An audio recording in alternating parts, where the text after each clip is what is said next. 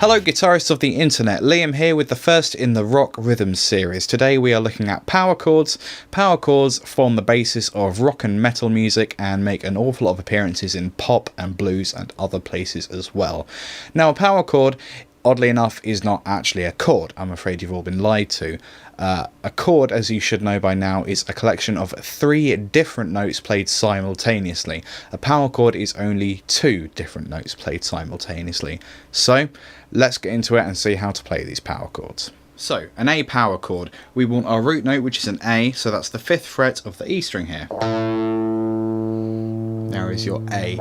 Now, a power chord, the other note is a 5, and the 5th of A is located here. So that's the 7th fret of the A string. So together,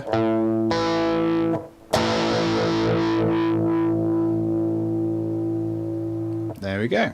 So that's our A power chord, and that would be written like this, A5, and I often will use my first finger and my little finger.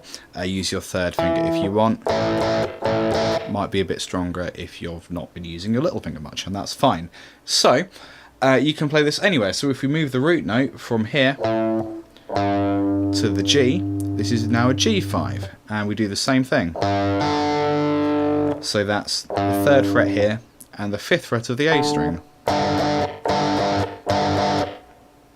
And then again we can move it to the A string. So on the A string I've got the root on the 3rd fret and the 5th is over here on the 5th fret.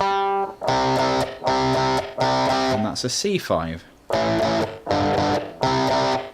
Now one addition you can make, if we go back to the A, is you can include the octave of the root note. So we've got an A, its 5th, and the octave. And usefully enough, the octave of the A is on the same fret as the 5. So I'm just going to use my little finger to bar that. So I'm just playing these top 3 strings. So 1, 2, 3, E, A, D strings.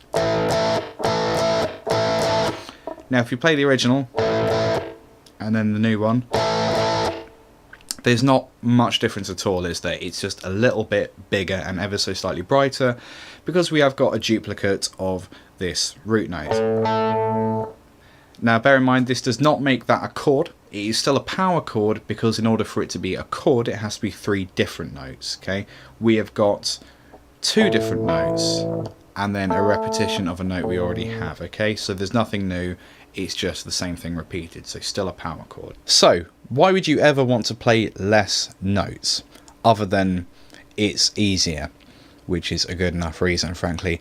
The other reason is if you want to stick a buttload of effects on a regular chord, distortion, flanger, chorus, whatever, it gets really busy and really crowded and can be a little bit too much for the listener. If you stick a load of overdrive and distortion on a power chord, it just gets bigger and it sounds better. Something else that comes up a lot when guitarists first start looking at power chords is they often ask me for a list of every available power chord and where to play it on the neck. And this is the source of a lot of face palming for advanced guitarists, because the fact is you can play them anywhere. So you can play a power chord here, or here, or here, or anywhere, as long as you've got that distance. The exception to the rule is you can't do power chords, well you can, but you shouldn't at the moment be doing power chords with the root on the G string. See how that doesn't sound right? Because it's not right. So for the moment, practice on the E and A string roots, maybe occasionally the D string as well, but don't venture further than that for the moment. So now what? You want to learn some songs with power chords? Fine. Anything by the Ramones, Blitzkrieg Bop, Beat on the Brat. I don't believe they've done anything without power chords. Please do correct me if that is not the case. Any punk rock stuff, in fact. Green Day, no effects. Again, predominantly. Smells Like Teen Spirit by Nirvana. Every beginner guitarist learns it, but there's a reason for that. Wild Thing by the Trogs. What else have we got? Cocaine. The famous version is Eric Clapton, but JJ Cale did the original, so that should be enough to get started with, right? If not, this video here is one of mine, and it's got a nice power chord rhythm section with palm mutes and open strings a bit as well, so that should get you started. And of course there's tablature on that video link as well. So that's all for now. Rock Rhythms 2 will be available here, and please subscribe, please like, and please comment. I'll see you next time. Bye.